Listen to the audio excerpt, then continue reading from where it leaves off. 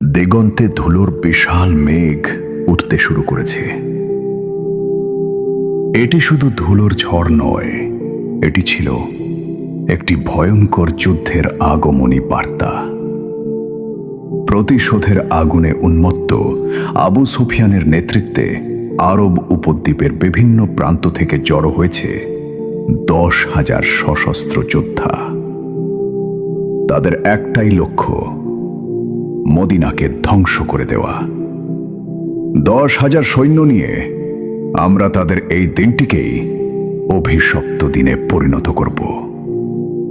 কিন্তু মদিনার কাছে এসে তারা এমন এক দৃশ্য দেখল যা তাদের সমস্ত আত্মবিশ্বাস মুহূর্তেই ভেঙে দিল।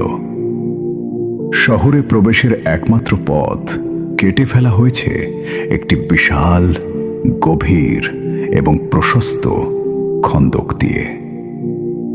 এমন প্রতিরক্ষা কৌশল আরবরা তাদের জীবনে কখনো দেখেনি। কিন্তু মাত্র কয়েকদিনের মধ্যে মুসলিমরা কিভাবে এমন অসম্ভব কাজ সম্পন্ন করল?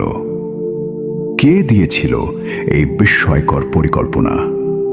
আর এরপর কি ঘটতে চলেছিল?